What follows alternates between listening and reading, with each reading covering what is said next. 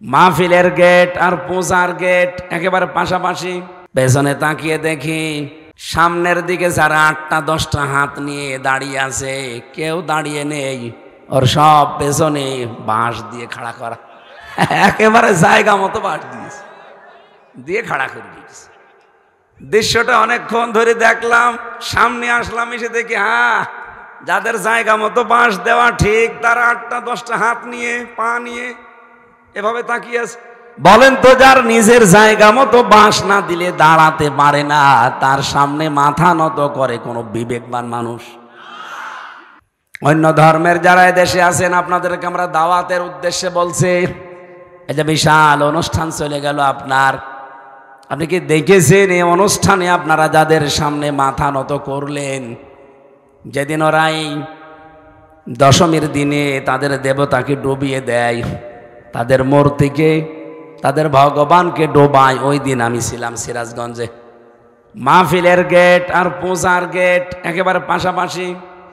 আমি মনে করলাম একটু দেখার জন্য হলেও যাই, কারণ বৃষ্টিতে নষ্ট হয়ে গেছে, কিছু মানুষ সামনে বসে আছে। মাহফিলে যাওয়ার রাস্তা আবার পেছন দিয়ে যাওয়ার সময় আমি বললাম, নিয়ে যান, আমি একটু দেখি ওদের পেছনের অবস্থা কি। পেছনে তাকিয়ে দেখি সামনের দিকে যারা 8টা 10টা হাত নিয়ে দাঁড়িয়ে আছে, কেউ দাঁড়িয়ে নেই, ওর সব পেছনে বাঁশ দিয়ে খাড়া করা, একেবারে জায়গা মতো বাঁশ দিয়েছে, দিয়ে খাড়া করে দিয়েছে। দৃশ্যটা অনেকক্ষণ ধরে দেখলাম, সামনে আসলাম, এসে দেখি হ্যাঁ, যাদের জায়গা মতো বাঁশ দেওয়া ঠিক তারা 8টা 10টা হাত নিয়ে পা নিয়ে এভাবে তাকিয়ে আছে। বলেন তো, যার নিজের জায়গা মতো বাঁশ না দিলে দাঁড়াতে পারে না, তার সামনে মাথা নত করে কোনো বিবেকবান মানুষ? আপনারা কি করছেন? কোরআনে কারিমে আমার আল্লাহ জানিয়েছেন, ইন্নাল্লাযীনা তাদউনা মিন দুনিল্লাহি ইবাদুন আমসালুকুম, নিশ্চয় যারা আল্লাহ বাদে অন্য কাউকে ডাকো, ওরাও আমি আল্লাহর আর একটা সৃষ্টি। তোমরা যেমন আমি আল্লাহর গোলাম, ওরাও আমার আর একটা গোলাম। কথা বলেন ঠিক কিনা? যাদের সামনে আজ বিবেক থাকার পরেও কাজে লাগাও না, মাথা নত করে বসে আছো, ইয়া আইয়ুহান্নাস দরিবা মাসালুন ফাসতামিউ লাহু ইন্নাল্লাযীনা তাদউনা মিন দুনিল্লাহি লা ইয়াখলুকু যুবাবান ওয়ালাউ ইজতামাউ লাহু ওয়া ইয়াসলুবহুমুয যুবাবু শাইআন লা ইয়াস্তানকিযুহু মিন দুআফাত তালিব ওয়াল মাতলুব। শব্দ এক একটা ওজন কত টের পাচ্ছেন? আল্লাহ বলেন, হে পৃথিবীর মানুষেরা, ইন্নামা মাসালুন ইয়া আইয়ুহান্নাস দরিবা মাসালুন ফাসতামিউ লাহু। উদাহরণ আল্লাহ কিভাবে সেট করেছেন, যাদেরকে ডাকো আমি আল্লাহ বাদ দিয়ে, ওরা কি তোমার কথা শুনতে পায়? এমনকি মশা মাছি যদি নাকের উপরে বসে পায়খানা করে, তাও তাড়াতে পারে না। দুআফাত তালিব ওয়াল মাতলুব, যারা তলব করে এবং যার কাছে তলব করা হয়, দুইটাই কত দুর্বল। আপনারা যারা চাচ্ছেন সাহায্য, আপনারা যেমন দুর্বল, যার কাছে সাহায্য চাওয়া হচ্ছে ওইটা আরো দুর্বল। কথা বলেন না কেন? আমার মনে হয় এরপরে আর বিবেকবান মানুষের জন্য কিছু বলার থাকে না। আমি এটা শুধুমাত্র এই কয়জন মানুষের সামনে না, এই আওয়াজ যত দূর যাচ্ছে, সারা বিশ্বে যেখানে আওয়াজ পৌঁছাচ্ছে, সবাইকে উদ্দেশ্য করে বলছি, মূর্তি পূজা এটা একটা অসারতা, মিথ্যা কল্প কাহিনী ছাড়া কিচ্ছু না। এর কোনো ভিত্তিও হিন্দু ধর্মে নেই। আপনি হিন্দু ধর্মের গ্রন্থ পুরো পড়ে দেখবেন, মানুষ হয়ে কোনো মাটির তৈরি করা দেবতার সামনে মাথা নত করবে, এর ভিত্তি পাওয়া যায় কিনা? এগুলো ওদের নিজেদের বানানো ইবাদত। আমরা এই মাটির সামনে মাথা নত করি না, মাটির মালিক যিনি, তার সামনে আমরা আত্মসমর্পণ করি। এই জন্য আমাদের নাম কি? মুসলিম। বলেন বলেন। যে কথাটা তুলতে চেয়েছিলাম এখান থেকে, জাতির পিতা ইব্রাহিম আলাইহিস সালাম জাতির লোকদেরকে বললেন, হে আমার জাতির লোকেরা, আমি ভয় পাবো কি করে? আমি তো আল্লাহর একাত্মবাদ প্রতিষ্ঠার জন্য চেষ্টা চালাই, যার পক্ষে দলিল আছে। আল্লাহ আমার উপরে সহিফা নাজিল করেছে। আর তোমরা যাদের কথা বলো, একটারও কোনো দলিল নেই। দেশের সাথে এখন ইব্রাহিম নবীর সন্তান এবং নমরুদের সন্তান ভাগ হয়ে যাবে। নমরুদের সন্তান যারা, তারা মানুষের তৈরি করা নিয়ম নীতি কায়েম করার জন্য চেষ্টা চালাবে। এইটাই তাদের কাছে যুদ্ধ, এইটাই জিহাদ, এইটাই সংগ্রাম, এইটাই তাদের চেতনা। এক কথা বলে না কেন? কিন্তু ইব্রাহিমের সন্তান যারা, তারা এই পৃথিবীতে আল্লাহর একাত্মবাদ প্রতিষ্ঠার জন্য চেষ্টা চালাবে। দেখবেন প্রতিটি মানুষ যখন ইব্রাহিম আলাইহিস সালামের শেখানো এই দোয়াটা পড়ে নামাজে দাঁড়ায়, যদিও আমরা অনেকে মনে করি এটা যাই নামাজের দোয়া, না, এটা আল্লাহু আকবার বলার পরে পড়া লাগে। ইন্নী ওয়াজ্জাহতু ওয়াজহিয়া লিল্লাযী ফাতারাস সামাওয়াতি ওয়াল আরদা হানিফা ওয়া মা আনা মিনাল মুশরিকিন। রব্বুল আলামিন বলেন, জাতির পিতা ইব্রাহিম জাতির কাছ থেকে মুখ ফিরিয়ে বলেছিল, আমার এই চেহারা বলতে শুধু এই 3.5 হাত বডি না, মানব জীবন চালাতে যা লাগে সবগুলো এখানে অজহনের ভেতরে শামিল। আমার সন্তানাদি এখানে অজহন, আমার সম্পদাদি এখানে অজহন, আমার ক্ষমতা এখানে অজহন, আমার যে চেয়ারে আমি বসে আছি এই চেয়ারটা আমার অজহন। সবগুলোকে আজ আমি ঘুরিয়ে দিলাম ওই আল্লাহর দিকে, যিনি আকাশ আর জমিনের উদ্ভাবক। আমি লোক দেখানোর জন্য এটা করি না, হানিফা, আমি মন থেকে এটা করছি, একনিষ্ঠভাবে ইখলাসের সাথে। ওমা আনা মিনাল মুশরিকিন। জাতির লোকেরা এই কথাটা জেনে রাখো, আমি কিন্তু মুশরিক না, শিরিক করি না। আমার প্রশ্ন হচ্ছে, তিনি সর্বশেষ এ কথা কেন বললেন যে ওমা আনা মিনাল মুশরিকিন? আমি মুশরিক না, আমি কিন্তু শিরিক করি না। আয়াতের ব্যাখ্যা পড়তে গিয়ে সূরা শূরা 13 নম্বর আয়াতের শেষের আগের অংশটা আমি মিলিয়েছি। আজ বাংলাদেশে আল্লাহর আইনের কথা বললে যাদের কাছে ধান্দাবাজি মনে হয়, যাদের কাছে দুনিয়ার কাজ মনে হয়, যাদের কাছে রাজনীতি মনে হয়, তাদেরকে বলছে সূরা শূরা 13 নম্বর আয়াতের শেষের আগে আছে, কাবুরুন আলাল মুশরিকিনা মা তাদউহুম ইলাইহি। হে নবী, আপনি তাদেরকে যেদিকে ডাকেন, আসো আল্লাহর দিন কায়েম করি, আল্লাহর বিধানে জমিনে বাস্তবায়ন করি, এ কথা শুনলে সবচাইতে বেশি মন খারাপ হবে, খারাপ লাগবে, রাগ করবে যারা মুশরিক তাদের। আপনি কি মুশরিক? না। আপনি নিজে বলছেন যে আমি মুশরিক না, অথচ মুশরিকের আচরণ করছেন আপনি আমার সাথে। বলেন তো, সেই কুষ্টিয়া থেকে পর্যন্ত এই 200 কিলোমিটারের উপরে আমি এসেছি আমার বাবার আইন এদেশে কায়েম করার কথা বলতে। বলেন বলেন, আল্লাহর আইনের কথা বললে আপনার কাছে রাজনীতি মনে হয়, আপনি অবশ্যই যে কোনোভাবে শিরিক করছেন। আর শিরিক করলে মানুষ হয়ে যায় মুশরিক, আর মুশরিকের কাছে আল্লাহর আইন ভালো লাগে না। এবার এই দেশে যারা আল্লাহর বিধানের কথা কায়েম করতে বললে রাগ করে, মন খারাপ করে, আপনি বিশ্বাস করতে পারেন সে লোকটা শিরিক করছে, হয়তো টের পাচ্ছে না, যে কোনো ভাবে তার দ্বারা শিরিক হচ্ছে, আর শিরিক হলেই লোকটা মুশরিক। মুশরিকের কাছে খারাপ লাগবে। আপনাকে দিয়ে আল্লাহ দিন কায়েমের কাজ করায় না কেন জানেন? এদের পরের অংশে আছে, আল্লাহু ইয়াজতাবি ইলাইহি মাইয়াশা ওয়া ইয়াহদি ইলাইহি মাইয়ুনিব। আল্লাহ পাক বলেন, আমি যাকে এজতেবা করি, এজতেবা মানে নির্বাচিত করা, মনোনীত করা, পছন্দ করা, নির্বাচন করা। আমি আল্লাহ যাকে নির্বাচন করি, মনোনীত করি, পছন্দ করি, যাকে আমার ভালো লাগে, এই লোকটাকে আমি আল্লাহ আমার দিন কায়েমের কাজে লাগিয়ে দেই। কেন লাগাই? ওয়াহদি ইলাইহি মাইয়ুনিব, যে লোকটা মন থেকে আমি আল্লাহর দিকে ফিরে আসতে চাই, তার এই ফিরে আসাটা আমি দেখি ও কি লোক দেখানোর জন্য আসে না আমি আল্লাহর জন্য একনিষ্ঠভাবে আসে। এইটা দেখার পরে ওকে আমি একনিষ্ঠভাবে দিন কায়েমের কাছে লাগিয়ে দেই।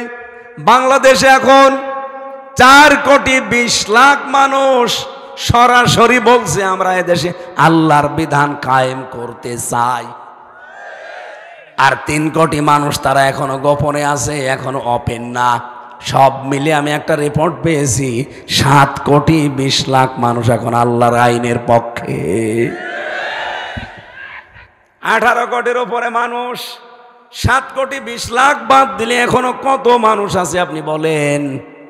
এই বাংলার জমিনে এখনো এতগুলো মানুষ যে কোনোভাবে শিরিক করছে। শিরিক করলে মানুষ মুশরিক হয়ে যায়, আর মুশরিকের কাছে করছেন কালো আল্লাহর আইন ভালো লাগে না। এবার আপনি মিলিয়ে নেন আপনার সাথে, নাকি নাম ধরা লাগবে? আল্লাহর বিধানের কথা বললে আপনার কাছে রাজনীতি মনে হয়, আপনি উঠে চলে যান। আরে এই স্বভাব তো আবু জেহেলের, কারণ ও শিরিক করতো, ও ছিল মুশরিক। ও কিন্তু বলতো আল্লাহ একজন আছে, ওটা আমি জানি। কাবা শরীফ আল্লাহর ঘর, ওটাও জানি। এই জন্য বদরের ময়দানে যাবার আগে কাবার গিলাফ ধরে ও কেঁদেছিল। ওর জীবনী পড়ে দেখেন, কাবার গিলাফ ধরে কেঁদেছে, কাবার মালিক তুমি আসো আমি জানি। মুহাম্মদের বিরুদ্ধে যাচ্ছি যুদ্ধ করার জন্য বদরের ময়দানে, সত্যের পক্ষে যে আছে তাকে তুমি বিজয় দিও। ওর দোয়াও কবুল হয়ে গেছে, কারণ ও তো সত্যের পক্ষে ছিল না। সত্যের পক্ষে যে ছিল আল্লাহ তাকে বিজয় দিয়েছে, ওর দোয়াও কবুল। বলেন আবু জেহেল আল্লাহ একজন আছে বিশ্বাস করতো না? কোরআনে কারীম জানিয়েছে ওয়ালা ইন সালতাহুম মান খালাকাস সামাওয়াতি ওয়াল আরদা লা ইয়াকুলুনাল্লাহ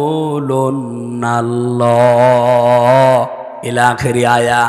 কোরআনে কয়েক জায়গা আল্লাহ এরকম আয়াত দিয়েছেন। হে নবী, আপনি যদি ওদেরকে জিজ্ঞাসা করেন এই আসমান আর জমিন কে বানিয়েছে, ওরা গ্যারান্টি দিয়ে বলবে আল্লাহ বানিয়েছে। লা ইয়াকুলুনাল্লাহ, লামে তাকিদ নুনে সাকিলা। আবু জেহেল পর্যন্ত গ্যারান্টি দিয়ে বলেছে আল্লাহ বানিয়েছে, কিন্তু আর আল্লাহর পাশাপাশি অন্য কাউকে ওই রকম মনে করত, এই জন্য ওরা মুশরিক।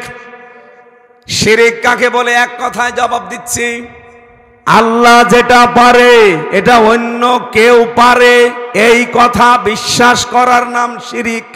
আর শিরিক যে করে সে মুশরিক। এ বাংলা বোঝা যাচ্ছে? বলেন এ পৃথিবী বানিয়েছে কে? আবু জেহেল এটা বলতো না? বলতো না? বলতো। কিন্তু নবীজি যখনই বললেন আলাহুল খালক ওয়াল আমরু, এ জমিন আল্লাহ বানিয়েছে, এখানে আইন চলবে আল্লাহর, তখনইও বলেছে না ওইটা আমি মানি না, ওইটা রাজনীতি। আমার মনে হয় বাংলাদেশে এখন অনেকেই আবু জেহেলের ভূমিকায় অবতীর্ণ হয়ে গেছে। আমি নাম ধরলেও ধরতে পারতাম। এখন বহু আবু জেহেল এখন আমরা দেখতে পারছি। বলে আকাশ বানিয়েছে আল্লাহ, জমিন বানিয়েছে আল্লাহ, কাবা ঘর আল্লাহর, কোরআন শরীফ আল্লাহর। কিন্তু যখনই বলা হয় এর ভেতরে 500 আইন আছে, এগুলো আসেন আমরা ব্যক্তিগত জীবন থেকে আন্তর্জাতিক জীবন পর্যন্ত এগুলো প্রয়োগ করি, কায়েম করি, প্রতিষ্ঠা করি, তখনই কেমন যেন মুখ কালো হয়ে যায় মুশরিকদের মতো। হযরত ইব্রাহিম এমনি কথা বলেন নাই, ওমা আনা মিনাল মুশরিকিন, আমি কিন্তু শিরিক করি না, আমি মুশরিক না। ও ঢাকাবাসী, এখান থেকে আমাদেরও ইব্রাহিমের সন্তান হিসাবে শিক্ষা নেওয়া দরকার। প্রতিদিন আপনি যত ওয়াক্ত নামাজ পড়বেন, যত ওয়াক্ত নামাজ পড়বেন, যত রাকাত নামাজ আপনি দুনিয়ায় পড়েন, দেখবেন প্রতি 2 রাকাতের আগে এইটা কিন্তু বলা লাগে। এটা সহিহ হাদিস দিয়ে প্রমাণিত। আপনি তাকবীরে তাহরিমা দেওয়ার পরে প্রথমে এইটা পড়বেন, ইন্নী ওয়াজ্জাহতু ওয়াজহিয়া লিল্লাযী, এরপরে সুবহানাকাল্লাহুম্মা। আর আমরা অনেকে এটা জায়নামাজের দোয়া মনে করি, পড়ি না, ছেড়ে দেই। প্রতিদিন 5 বারও যদি নামাজ পড়েন, এ কথাটা মুখ দিয়ে আল্লাহ এমনি বের করে নিচ্ছে মনে করেন। কত গুরুত্বপূর্ণ কথা চিন্তা করতে পারেন। এই জমিনে যদি আল্লাহ নিরাপত্তা দিতে চাই, দুইটা জিনিস দেখে। আমাদের দেশে এখন নিরাপত্তা আছে? কথা বলা লাগবে। আমি এই আশুলিয়া থেকে কুষ্টিয়া, এই 210 কিলোমিটার যেতে আমার মনের ভেতরে কত রকমের ভয়। কি আমি নিরাপদে যাবো এই গ্যারান্টি আমার আছে? নেই। কোরআনে কারীম জানিয়েছে ওয়ামান দাখালাহু কানা আমিনা।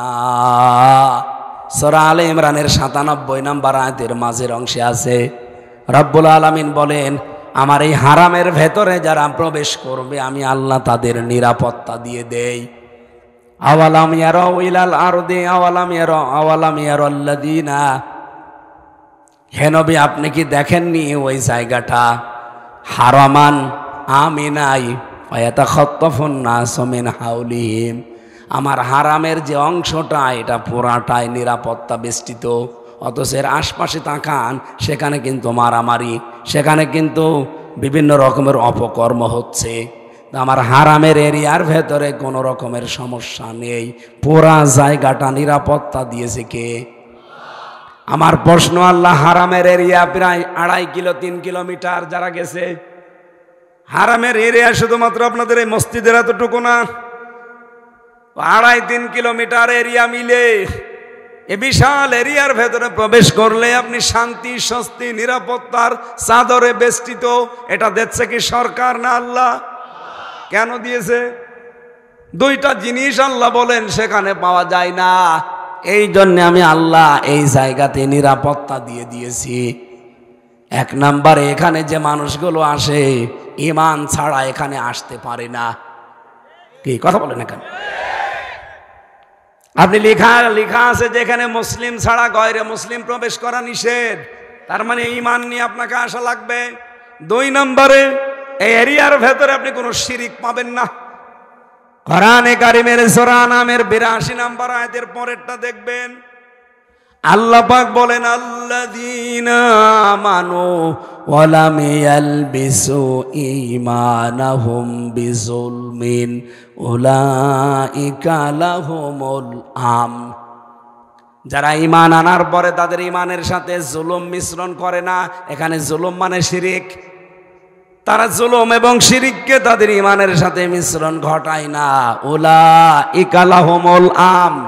আল্লাহ মনে হচ্ছে এইভাবে করে দেখাচ্ছে যে এই মানুষগুলোই নিরাপত্তার হকদার। আমার প্রশ্ন হচ্ছে, বাংলাদেশের 56,000 বর্গ মাইল কি কাবা শরীফ? বলেন বলেন। এরিয়াকে যদি এখন নিরাপত্তার বেষ্টনী দিতে হয়, বাংলাদেশে শিরিক করা চলবে? আরো জোরে বলেন। শিরিক আমরা যারা করছি না, করব না, কেউ যেন না করে। 2 নম্বরে আমাদের ঈমানের সাথে অন্তত যেন কোনো জুলুম এবং শিরিক মিশ্রণ না ঘটে।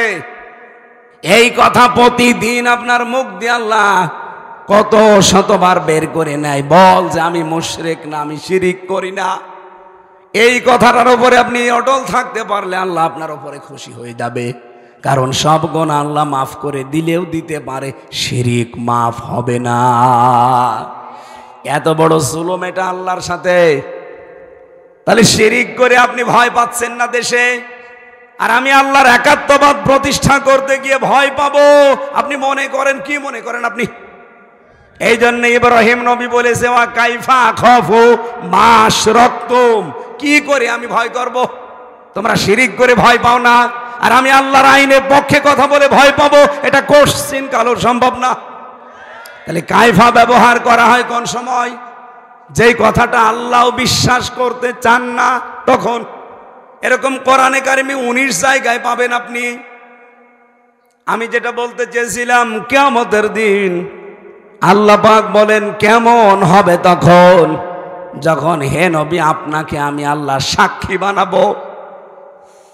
আজকের মাহফিলের মুরব্বির নাম কি? মোতাহার সাহেবকে আল্লাহ মনে করেন কিয়ামতে তার সামনে দাঁড় করাবে। আল্লাহ নিজে চেয়ারে বসে বিচারকের ভূমিকায় আছে। আপনি একটু নিজেকে দাঁড় করান তো ওই জায়গায়। আল্লাহর সামনে আপনি দাঁড়িয়ে আছেন, আল্লাহ পাক বলেন আমার নবীকে ডান দিকে বা বাম দিকে আমি দাঁড় করাবো সাক্ষী হিসাবে। সে সাক্ষী দেবে, তার সাক্ষীর উপরে ভিত্তি করে আমি আল্লাহ বিচার করব। এই যে দৃশ্যটা আল্লাহ এইটাই ফুটিয়ে তুলেছেন আয়াতে, যে কেমন হবে তখন, কি দৃশ্য তৈরি হবে বল মোতাহার। আল্লাহর সামনে তুমি দাঁড়িয়ে আছো, নবীজি তোমার সাক্ষী। এখন আমার প্রশ্ন, এই পৃথিবীতে এখন নবীজি আছে? বলেন বলেন, কি আছে? আমি নিজেই প্রথম কয়েকবার পড়ে বুঝি না, আর আপনি একবারে বুঝে ফেলবেন। এটা ডিপলি বিষয়, গভীরে যাওয়া লাগবে। এবার আপনাদেরকে আমি যে আয়াত পড়েছিলাম, এই আয়াতের তাফসিরের দিকে যেতে চাচ্ছি এই একটা মাত্র কারণে। আমি আগে ওই চারটা একটু বলে নেই, টাচ দেই। নবীজিকে আল্লাহ সাক্ষীদাতা, সুসংবাদদাতা, ভীতি প্রদর্শনকারী, ডাক নেওয়ালা এবং উজ্জ্বল প্রদীপ করে দুনিয়ায় পাঠিয়েছিলেন। এই পাঁচটা নাম আল্লাহ কাফেরদের দেওয়া নামের এগেনস্টে ব্যবহার করেছেন। বলেন সুবহানাল্লাহ। তার প্রথম নামটা তিনি সাক্ষীদাতা। যেহেতু তিনি এখন নেই, সাক্ষী দেওয়া লাগে দেখে দেখে। যদিও আমাদের দেশে অনেকে না দেখেও সাক্ষী দেয়। 15.5 বছরে দেখেননি, সাক্ষী দিয়েছে 71 সালের, ওর জন্ম হচ্ছে 75 সালের। আমি কি বেশি বলছি? আল্লামা সাইদি রহমতুল্লাহ আলাইহে ওনাকে যে ধর্ষণ মামলাটা দিয়েছিল, মামলা তো অনেকগুলো তার নামে, এই ধর্ষণ মামলায় যে মহিলাকে সাজিয়েছে ওরা, অ্যাডভোকেট তাজুল ইসলাম, এখন যিনি আন্তর্জাতিক অপরাধ ট্রাইব্যুনালের প্রসিকিউটর, উনি ওনাকে জিজ্ঞাসা করছে, মা আল্লামা সাইদি আপনাকে ধর্ষণ করেছে? জি। আপনার জন্ম কত সালে? বলছে 1975 সালে। উনি ধর্ষণ করেছে আপনাকে 71 সালে, আর আপনার জন্ম 1975 সালে। ওটাকে রুহের জগতে। উনি ওই দিনই বলেছিলেন, মাননীয় বিচারক, মাননীয় আদালত, আপনি একটু দেখেন তো মেলে কিনা। তো বিচারপতি তো কালামানিক, বিসি উড়ে গেছে। এমনি তো বিসি ওড়ে নাই। এই শয়তান ওই দিন বলেছিল, না, সাক্ষী যাই হোক না কেন, রায় সব বানানোই আছে। এই চলছিল, সাক্ষী দেওয়া লাগে দেখে দেখে, না দেখে সাক্ষী হয় না। অথচ আমার মামলারও 4 জন সাক্ষী ছিল, আমি একটাকেও জীবনে দেখি নাই, তারাও আমাকে দেখে নাই। আন্দাজে আগস্টের 5 তারিখের আগে তো কিছু বলতে পারি নাই। 5 তারিখের পরে একবার যে বললাম যে দাদা হিন্দু, গৌতম মিষ্টি বিক্রি করে, যে একদিন বললাম দাদা সাক্ষী তো দিলেন আদালতে আমার বিরুদ্ধে, যে এ হচ্ছে বাংলাদেশে কি আনসারুল্লাহ বাংলা টিমের প্রধান। সত্যি করে বলেন তো, আনসারুল্লাহ বাংলা টিম আপনি কিছু বোঝেন? বলছেন না। আপনি আমারে দেখেছেন কোনোদিন? বলছেন না। কিভাবে কি বললেন? যে আমারে টাকা দিয়েছিল আর বলেছিল এটা বলবি, বলে দিয়েছি। এই ছিল সাক্ষী। কিন্তু মোতাহার সাহেব যখন আল্লাহর সামনে দাঁড়াবে, আল্লাহ নিজে বিচারপতি, যে সাক্ষীটা আল্লাহ হাজির করবে, এখানে যেহেতু রসুলের নাম আছে, রসুল তো আমাদের কাছে নেই, মোতাহারের কাছেও নেই, সাক্ষী দেবে কি করে? বলেন। আমি আলেমদেরকেও বলছি, বলেন তো দেখি সাক্ষী দেবে কি করে? সাক্ষী তো দেয় সেই লোকটা যে দেখে, উনি তো দেখেইনি। 1500 বছর আগে উনি বিদায় নিয়েছে, কি করে সাক্ষী দেবে? আয়াতের আধুনিক তাফসির দেখবেন। এই জন্যে আমি তাফসির মাহফিলে আলেমদেরকে আসতে বলি, আপনি আধুনিক তাফসির দেখবেন। নবীজি এই হাদিস আমি যেটা পড়েছিলাম, আনা খাতামুন নাবিয়্যিন লা নাবিয়্যা বাদি, আমি শেষ নবী, আমার পরে কোনো নবী রাসূল দুনিয়ায়। বলেন বলেন। কিন্তু হ্যাঁ, হাদিসটা শেষ হয়নি, এখনো 3-4 লাইন আছে। নবীজি বলেন, আল উলামা ওয়ারাসাতুল আম্বিয়া, এ পৃথিবীতে যারা আলেম তারা আমি নবীর ওয়ারিস, উত্তরাধিকারী, নায়েবে রাসূল। আমি বিদায় নিলাম ঠিক, কিন্তু আমার নায়েব রেখে গেলাম, আমার স্থলাভিষিক্ত। এই আলেমরা যখন থাকবে, ওই জামানায় যে উম্মত উল্টা পাল্টা কাজ করবে, আলেমরা হবে তার সাক্ষী। সুতরাং হাফিজুর মাওলানা নামের আগে আলেম লেখা আছে, উনি এলাকায় যারা বসবাস করেন তাদের জন্য কিয়ামতের দিন উনি সাক্ষী হবে। ওনাকে আল্লাহ তার ডান পাশে বাম পাশে দাঁড় করাবে, জিজ্ঞাসা করবে হাফিজুর এ লোকটা কেমন ছিল বল। যেহেতু রসুল নেই উনি রসুলের নায়েব। এই কথা বলছেন না কেন? এখন হাফিজুরের মতো যারা মাওলানা আমরা আছি বগল বাতাসি কাজ হয়েছে তার বিরুদ্ধে বলবো। এখন মাওলানা আবার মাওলানার মতো হওয়া লাগবে তো। মাওলানা যদি হয় ফরুদ্দিন মাসুদের মতো, ওর বিরুদ্ধে তো সাক্ষী দেবে। এই কথা বলছেন না কেন?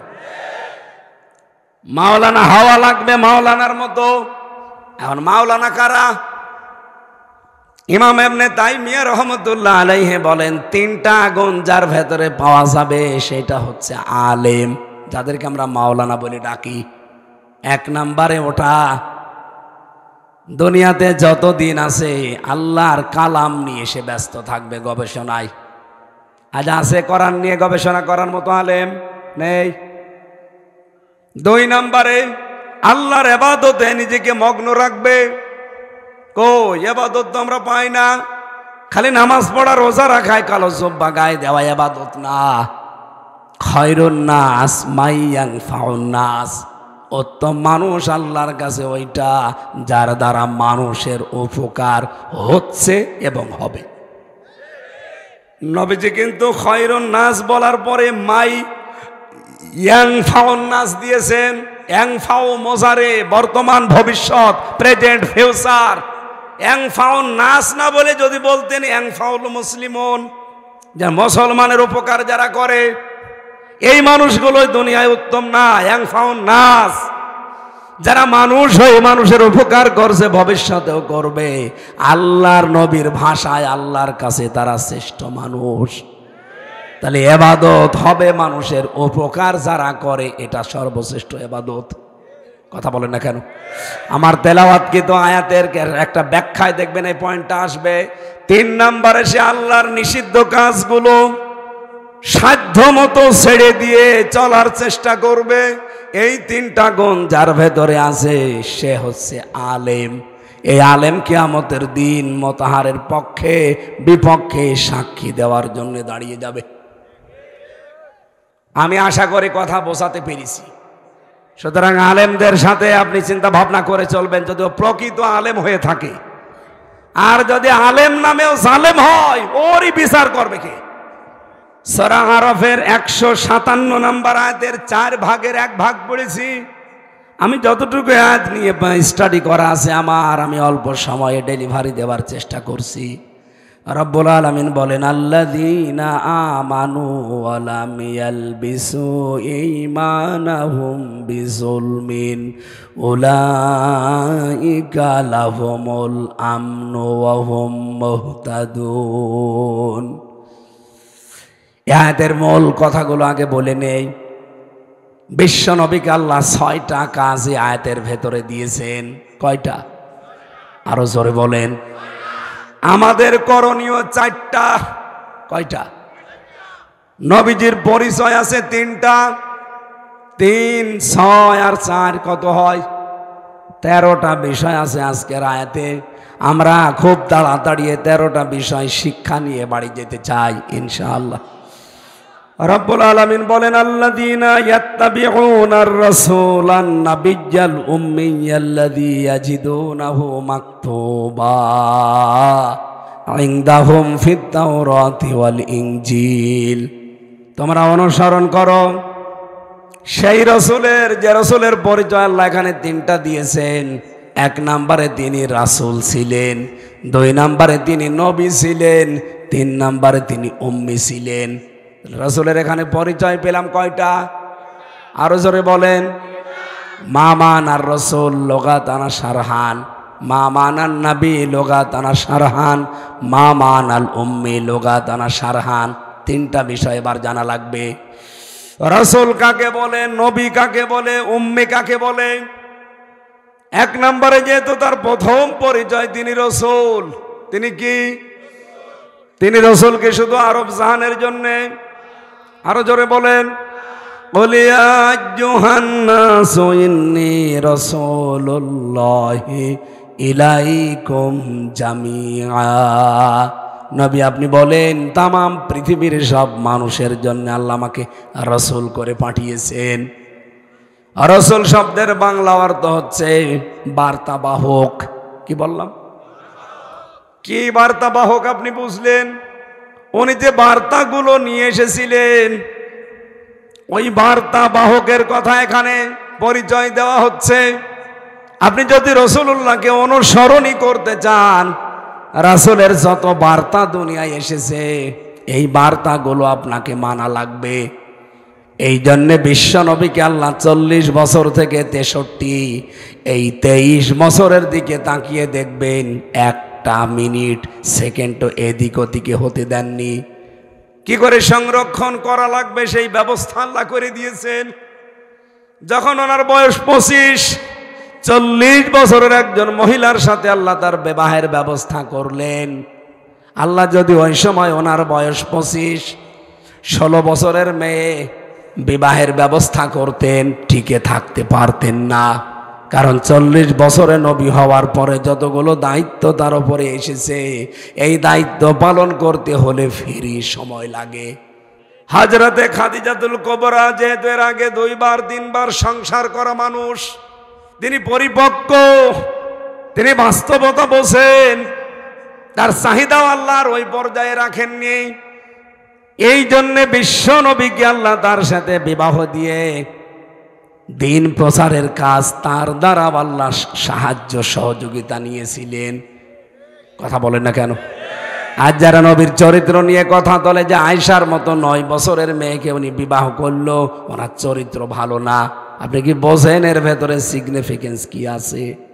9 বছরের বাচ্চাকে তিনি বিবাহ করেছিলেন, তখন ওনার বয়স 53 বছর।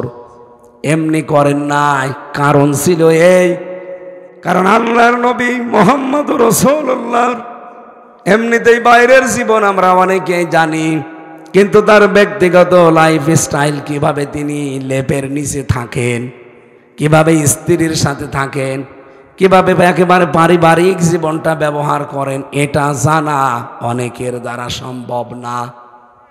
অথচ আল্লাহ এর আগেই নাজিল করে জানিয়ে দিয়েছেন, লাকাদ কানা লাকুম ফি রাসূলিল্লাহি উসওয়াতুন হাসানা, অবশ্যই তোমাদের জন্য আমার রাসূলের জীবনের ভেতরে মহত্তম আদর্শ আছে।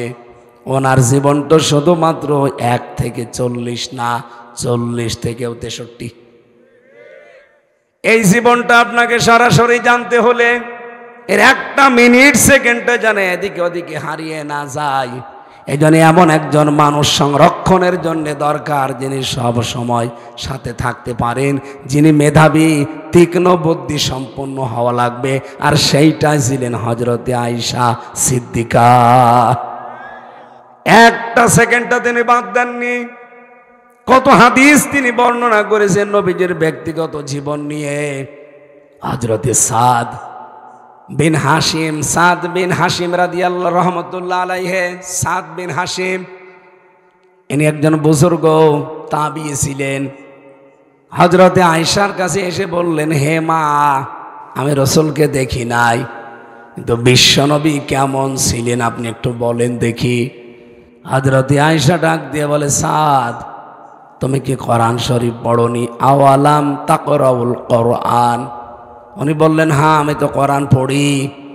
হযরতে আয়েশা বলেন, কানা খুলুকুল কোরআন, এই পড়া কোরআনটাই হচ্ছেন আমার নবীর চরিত্র। বলেন সুবহানাল্লাহ।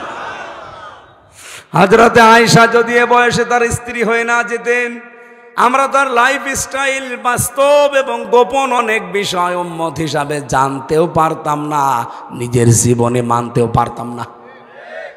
বিশ্বনবীকে আল্লাহ যত বার্তা দিয়েছিলেন সব বার্তাগুলোকে আল্লাহ সংরক্ষণ করেছেন এই 13টা স্ত্রীর মাধ্যমে। এখানে আমি বিস্তারিত লিখেছিলাম, কিন্তু ব্যাখ্যায় যাওয়া সম্ভব হচ্ছে না, আমি 11টায় শেষ করব। 2 নম্বরে তিনি নবী ছিলেন। নবী মানে সাংবাদিক। সাংবাদিক বলা হয় না, সংবাদ, এখান থেকে সাংবাদিক। নবী শব্দটা এটি ইংরেজি আপনি নিয়ে যান, নিউজ, NEWS।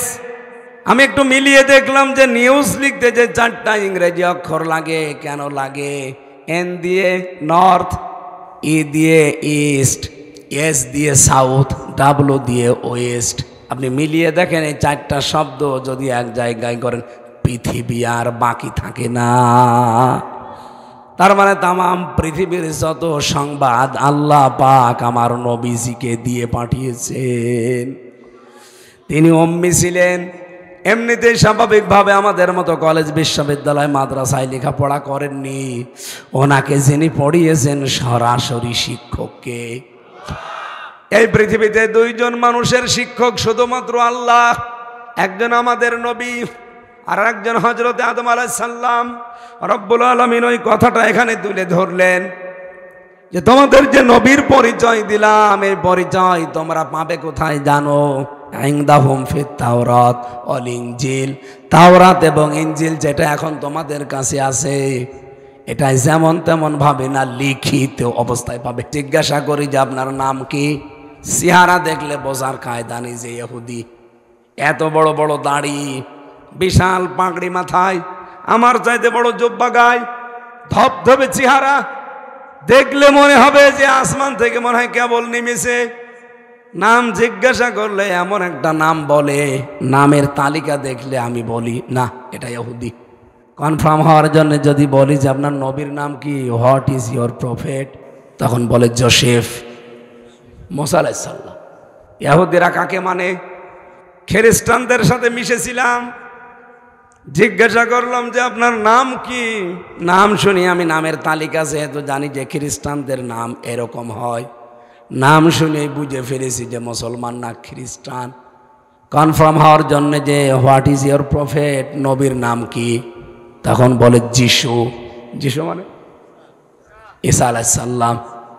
আপনি লিখিত অবস্থায় তাদের তাওরাতে, তাদের ইনজিলে যেটা তারা মাইনে চলে, যদিও তারা পরিবর্তন করে ফেলেছে, এই সমস্ত বাইবেলে, ওল্ড টেস্টামেন্ট, নিউ টেস্টামেন্টে লেখা আছে, দেখবেন আমাদের নবীর নাম যদি 99 জায়গায় থাকে, মুসা নবী, ঈসা নবীর নাম এক জায়গায় আছে। আল্লাহ বলেন ইনদাহুম ফিত তাওরাত ওয়াল ইনজিল। তোমাদের কাছে যে তাওরাতের ইনজিল আছে, এখানে আমি যেমন তেমন না, লিখিত অবস্থায় নবীর ওই পরিচয়গুলো তুলে ধরেছি। ইয়াতি মিন বাদি ইসমুহু আহমদ। তোমাদের পরে একজন আসতেছে যার নাম হবে আহমদ, আমরা যাকে মোহাম্মদ বলে ডাকি সাল্লাল্লাহু। রব্বুল আলামিন বলেন এই নবীজির পক্ষে এখন কাজ করা লাগবে। উনি এই দুনিয়ায় 6টা কাজ করেছিলেন। 1 নম্বরে ইয়ামুরুহুম, তিনি তোমাদেরকে আদেশ দিয়েছেন বিল মারুফ, সৎ কাজের, ওয়ানহাহুম আনিল মুনকার, তোমাদেরকে তিনি অন্যায় কাজে বাধা দিয়েছেন। বাংলা অর্থ ঠিক আছে না? ঠিক নেই। এখানে আলেমরা বসে আছে না, কোন দিকে তাকাচ্ছেন হানিফ ভাই? আপনার জন্য এবার বলছি, খেয়াল করে শোনেন। আমি বললাম না গতানুগতিক কথা বলি না, আমি যা বলি ওখান থেকে একটা বাস্তব কিছু শিক্ষা দেওয়ার চেষ্টা করি। এবার আলেমদের লাগবে এই জায়গায়, এই পয়েন্টটা আমার গুরুত্বপূর্ণ পয়েন্ট। ইয়ামুরুহুম বিল মারুফ ওয়া ইয়ানহাহুম আনিল মুনকার, তিনি তোমাদেরকে ভালো কাজের আদেশ দেন, অন্যায় কাজে বাধা দেন। এটা আমরা জন্মের পর থেকে বাংলা অর্থ শুনেছি। আমার প্রশ্ন, এখানে যারা আরবি বোঝে, কোন অভিধানে আপনি দেখাতে পারবেন মারুফ মানে ভালো কাজ? কোন জায়গায় পেয়েছেন কোনোদিন? বলেন, যারা লেখাপড়া করেন আলেম পেয়েছেন? আমি তো আর একেবারে কম পড়ি নাই, 1 থেকে মাস্টার্স পর্যন্ত করেছি কোরআনের উপরে, কামেল করেছি। কত অভিধান দেখলাম দেশে বিদেশের বিভিন্ন লাইব্রেরিতে। মারুফ মানে আমি কোনোদিন ভালো কাজ এটা পাইনি। কেউ পেয়ে থাকলে আপনি আমাকে দেখান। মারুফ শব্দের শাব্দিক অর্থ হচ্ছে পরিচিত।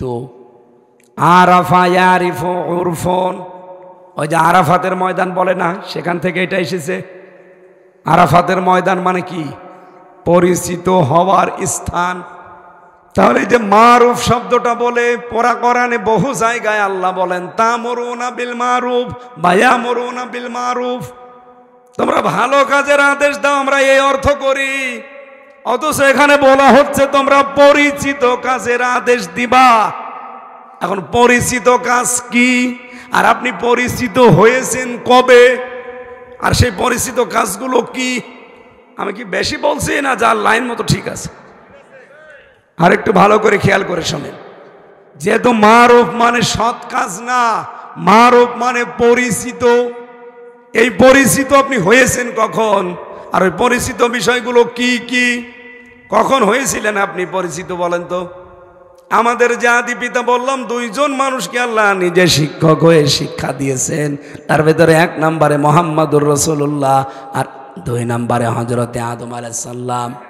ওনাকে আমার আল্লাহ যেদিন বানিয়েছেন, ফেরেশতাদেরকে যে বলেছিলেন যে তাকে সেজদা দাও, কেন দেবে সেজদা? আল্লাহ তার আগে তাকে এমন কিছু শিক্ষা দিয়েছেন। ওয়া আল্লামা আদামাল আসমাআ কুল্লাহা। এসএমের বহুবচন আসমা, কুল্লাহা। আল্লাহ পাক বলেন আমি নিজে, এখানে ফাইল, ওয়া আল্লামা এর ফাইল আল্লাহ নিজে। আমি নিজে শিক্ষা দিয়েছি আদমকে যত কিছুর নাম সবগুলো। আমরা অনেকেই মনে করি নাম মানে এখানে আলু, পটল, ভেঙা, ঝিঙা, বেগুন, এগুলো নাকি? বলেন বলেন। আমরা কিন্তু এইটাই জানি যে ওই দিন সব জিনিসের নাম আল্লাহ তাকে শিখিয়ে দিয়েছে একবারে। ফেরেশতাদের জিজ্ঞাসা করেছে, ফেরেশতারা পারেনি। আদমকে জিজ্ঞাসা করেছিল, সব বলে দিয়েছে। এই কারণে সেজদা দিতে বলিস না। গভীরভাবে চিন্তা করেন এই আয়াতের শব্দগুলো নিয়ে। আল্লাহ পাক কেন তাকে সেজদা দেওয়ার জন্য বলেছিলেন? কারণ তাকে এমন কিছু শিক্ষা আল্লাহ দিয়েছেন। এখানে গুরুত্বপূর্ণ ক্লাস, যেহেতু এই ক্লাসে আল্লাহ আলু, পটল, ঝিঙা, বেগুন, কচু এগুলো শিখাতে পারে না। এখানে সরাসরি শিক্ষককে, আরো জোরে, ছাত্র আদম। অনেকে সাধারণ মানুষ না নবী? আরো জোরে বলেন। তাম পৃথিবীতে যত মানুষ আসবে কিয়ামত পর্যন্ত সবার উনি কি? পিতা। আরো জোরে বলেন। সরাসরি শিক্ষক আল্লাহ, ছাত্র নবী, আর জায়গা যেটা ক্লাস কোথায়? জান্নাতে। আপনি কি বাস্তবতা কিছু বুঝলেন? এখানে ক্লাসরুম এমনি এমনি ক্লাস করা লাগে না। ক্লাস 1 এর ক্লাস 2, 3, 4 এর ক্লাস। আর যারা গবেষণা করে, পিএইচডি হোল্ডার, যারা এফসিপিএস, এফআরসিএস করছে গবেষণায়, তাদের ওই ক্লাস 1। বলেন বলেন। আমি বাইরের দেশগুলোতে গেলে আগে লাইব্রেরিতে যাই। মালয়েশিয়ার ইন্টারন্যাশনাল ইসলামিক ইউনিভার্সিটির লাইব্রেরিতে গিয়েছিলাম, বিশাল। এখানে যে গবেষণাগার আছে, যারা এখানে ডক্টরেট করছে, পিএইচডি করছে, ওদের গবেষণাগারে যে সমস্ত সরঞ্জামাদি, যে সমস্ত যন্ত্রপাতি, গবেষণা করার জন্য যে সমস্ত মাল ম্যাটারেস আছে, আমাদের বাংলাদেশে কোনো বিশ্ববিদ্যালয় একটাও আমি পাইনি। কারণ এই পৃথিবীতে 257টা দেশ, 1000 বিশ্ববিদ্যালয়ের একটা তালিকা আছে, মার্কিং করা আছে, কিন্তু 1000 বিশ্ববিদ্যালয়ের ভেতরে বাংলাদেশের একটাও নেই। কারণ সেই মানের পড়াশোনা নেইতে যাবে কি করে? মালয়েশিয়ার একটা আছে, কেন আছে, কি করে এখানে আমি দেখি। ওখানে লেখাপড়া যদি হয় 30 ভাগ, গবেষণা হয় 70 ভাগ। ওরা একটা শব্দ নিয়ে চিন্তা করে। প্লেন বানানো লাগবে, একটা লবণ কণার ভেতরে যে উপাদান আছে, এখান থেকে যদি আপনি লবণ কণার উপাদানগুলো বের করতে চেষ্টা করেন, আমির হামজার মেধা 1000 আমির হামজা লাগবে, তাও এ কণা শেষ করতে পারবে না। এগুলো তারা গবেষণা করে করে বিভিন্ন জিনিস বানায়। আর আমাদের দেশে তো লেখাপড়া নেই, গবেষণা কি করবে? কার পেছনে বাঁশ দেওয়া যায়, শুধু এই গবেষণা হয়। তাহলে বিশ্ববিদ্যালয়ের মার্কিং করা হয় কিসের ওপরে? গবেষণা। বলেন বলেন। তাহলে আল্লাহ যেহেতু ক্লাস নিচ্ছেন শিক্ষক হিসাবে, ছাত্র আমির হামজা না, মোতাহার আলী না, ছাত্র সরাসরি আদম নবী। আর ক্লাসরুমও দুনিয়ার এই মিয়াজান মাদ্রাসা না, কোথায়? কত উচ্চ ক্লাস, কত উচ্চ মানের ক্লাস হতে পারে। ওই ক্লাসে আপনার কি মনে হয় আল্লাহ আলু, পটল, ভেঙা, ঝিঙ্গা, বেগুন, কচু এগুলোর নাম শিখিয়েছে? কি শিখিয়েছিলেন? সেইটার নাম ইয়ামুরুহুম বিল মারুফ। তিনি তোমাদেরকে পরিচিত কাজগুলোর আদেশ দেন। এই পরিচিত কাজ ওই দিন আদম নবী শিখেছিলেন এক ক্লাসে। এই পড়া কোরআন শরীফের ভেতরে এই পরিচিত কাজ আছে 500। কত? আমি একটা একটা করে লাইন আকারে সব বের করে লিখেছি। 500টা শরীয়তের বিধান আছে এখানে। ওই এক ক্লাসে আল্লাহ তাকে শিক্ষা দিয়েছিলেন, যেহেতু তিনি পরিচিত হয়েছিলেন ওই ক্লাসে। এখন প্রশ্ন আসতে পারে যে আমাদেরকে আল্লাহ নির্দেশ দিচ্ছে ইয়ামরুহুম, হোম তো বহু বচন, এটা তো জমির, এর ভেতরে হামজা যেমন আছে, হানিফ তেমন আছে, হাফিজুর আছে। তাহলে হোম দিল কেন? সরাসরি আদমের নাম না দিয়ে হোম দিয়েছেন এই জানে। ওই ক্লাসে আমরা ছিলাম না, আমাদের বাবা ছিল, আর বাবার পৃষ্ঠদেশ থেকে আল্লাহ একবারে আমাদেরকে বের করেছেন। এটা আমি বানাচ্ছি। এটা সূরা আরাফে 172 নম্বর আয়াতে পাবেন। ওই দেখো যা রব্বুকা মিন বানি আদামা মিন যুহুরিহিম যুররিয়াতাহুম ওয়া আশহাদাহুম। আমি যখন আদম নবীর পৃষ্ঠদেশ থেকে তার সন্তানগুলো সব একবারে বের করে নিলাম, এই যে একবারে আমাদের সবাইকে আল্লাহ বের করেছেন। আমাদের বাবা ক্লাসে ছিল, তার কাছ থেকে আমরা অটোমেটিক ওই ক্লাসের জ্ঞানগুলো পেয়েছি। এই জন্য লেখাপড়া না করলেও দেখবেন একজন জানে যে কোনটা ভালো কাজ, কোনটা মন্দ কাজ। এই যে ভালো কাজ 500, মন্দ কাজ 500, আপনি কোন দিন শিখেছেন? কোন ক্লাসে শিখেছেন আপনি? কে আপনাকে শিখিয়েছে? এগুলো সব আমাদের বাবার এক ক্লাসে শিখেছে। ওগুলো তার রোহানি সন্তান হিসেবে আমরা সব পেয়ে গেছি। এখন এই পৃথিবীতে আপনাকে এই যে পরিচিত কাজ যেগুলো, যদি আপনার মনে না থাকে ভুলে যান, এই যে দিয়েছেন আল্লাহ কোরআন, এখানে ওই 500 1000 আছে। এই 500টা ভালো কাজ আপনি জানবেন এই তাফসীর মাহফিলগুলোতে, এই জন্য আসা লাগে। এখন যদি সিরিয়াল হিসাবে আমি 500টাই বলতে যাই, আমারও গলা ভেঙে যাবে, আপনারও মনে থাকবে না। আপনাকে আমি সহজ করে দিলাম, পড়বেন। এই 500টা ভালো কাজ মন্দ কাজ, এগুলো আমরা পরিচিত আছি, আমাদেরকেও শেখানো লাগে না। ওই এক ক্লাসে আমরা শিখেছি, লেখাপড়াও করা লাগে না, এমনি আমরা জানি। জেনা করা খারাপ কাজ, এটা কি লেখাপড়া করা লাগে? চুরি করা খারাপ কাজ, লেখাপড়া করা লাগে। কবে শিখেছেন? ওই ক্লাসে। যেহেতু ওটা গবেষণা ধর্মী ক্লাস ছিল, গুরুত্বপূর্ণ ক্লাস, একবার ওই ক্লাসে আমরা যা পেয়েছি, দুনিয়ায় এসে শুধু ঝালাই করব, মিলাবো, মনে করব, আর দুনিয়াতে আমরা বাস্তবায়ন করব। তাহলে আমাদেরকে এই পরিচিত কাজের আদেশ করা লাগবে। ওয়ানহাহুম আনিল মুনকার, আর নিষেধ করা লাগবে অন্যায় কাজের। মুনকার শব্দের শাব্দিক অর্থ যেটা আপনার বিবেক মেনে নেয় না। আল্লাহ যেহেতু নাহা শব্দটা দিয়েছেন, নাহা মানে শুধু নিষেধ করা না, নাহা মানে বাধার প্রাচীর তৈরি করা। এখানে স্রোত চলছে, আমি আর হাফিজুর মাওলানা যে যদি বলি ফো দিলাম বন্ধ হয়ে যা হবে, এটা বাধার প্রাচীর দেওয়া লাগবে, আইল দেওয়া লাগবে, বাদাল দেওয়া লাগবে। একথা বলছে না কেন? এই দেশে যে অন্যায়গুলো হবে, এটা শুধু ওয়াজের দ্বারা বন্ধ হবে না, নসিহত করলে বন্ধ হবে না, এটা বাধার প্রাচীর তৈরি করা লাগবে। সেই বাধা দেওয়ার জায়গায় গিয়ে 54 বছরে ইসলাম গেছে? যায়নি। আজ বাংলাদেশে 54 বছরে ইসলাম অনুরোধের জায়গায় আছে, বাধা দেওয়ার জায়গায় নেই। আমরা এবার ইসলামকে শুধু অনুরোধ না, বাধা দেওয়ার জায়গায় নিয়ে যেতে চাই। আর এটাকে অনেকে রাজনীতি মনে করছে। আপনি এটা করেন, আপনার পেছনে আমি আছি। যারা করবে তাদের পেছনে থাকা লাগবে। এ নির্দেশ কার? ওয়ানহাহুম, এটাও বহু বছর, আনিল মুনকার। এরপরে ইউহিল্লু লাহুমুত তাজ্জিবাত ওয়া ইউহাররিমু আলাইহিমুল খাবাইস ওয়া ইয়াদাউ আনহুম ইসরাহুম ওয়াল আগলাল আল্লাতী কানাত আলাইহিম। অনেকগুলো কথা ছিল, আমার কণ্ঠ বসে যাচ্ছে, আর কথা বলা এখন ঠিক হবে না। আগামীতে আবার দেখব ইনশাআল্লাহ। আল্লাহুম্মা আমিন।